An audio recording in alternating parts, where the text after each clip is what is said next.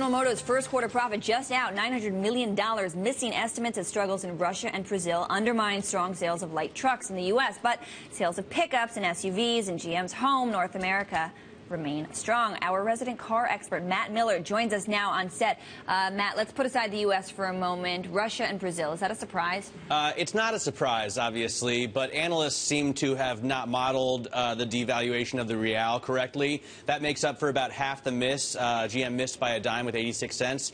The other half is the tax rate. GM had a little bit higher tax rate than analysts had modeled. So the miss isn't as interesting to me as what's going on here in the U.S. I agree. Strongly agree with that. How much do they make on a Suburban? Well, they don't famously release their margins, but look, you're the car guy. You know this. We're talking about $10,000 to $12,000. They make a ton of money on all those new Uber cars. They've got to be loving Uber, and they got to be loving SUVs, pickups, and the acres of Suburbans in Manhattan. You hit the nail on the head. I mean, Suburban sales and sales of the Cadillac Escalade have doubled in the first quarter. I mean, the French press is out with a single headline. Their profit is 8 times bigger than it was. Let me ask you this, car guy, and I don't want to ask you about Maseratis and Lamborghinis and all this other baloney. Are they killing Ford? No. GM and Ford are obviously strong competitors, and they're at different points in the market. For example, I agree with that. GM already has a pretty strong foothold in China. Ford is looking at explosive growth in China, but it doesn't have as much of a base there. So it's a different story. Yeah, but I don't see Ford cars as much as I see GM cars. Well, GM is a much commercial bigger fleet. GM is a much bigger car company, and they sell more. I mean, they're nigh on the world's biggest car maker. So Ford is definitely a smaller competitor in that sense. Okay.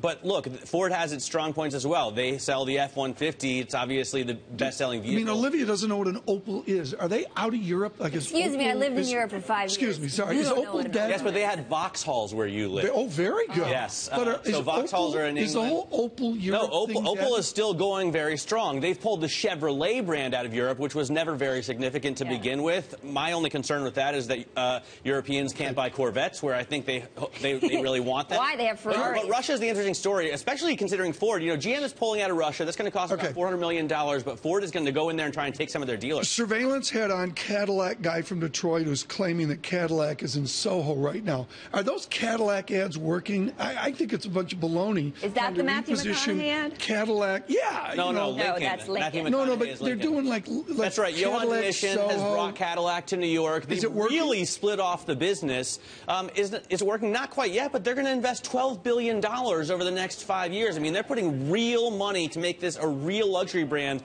and they're definitely, at least as far as drivability, on par with the Germans. What is Mary Barra's biggest headache right now? Well, I don't know that you would consider it a headache.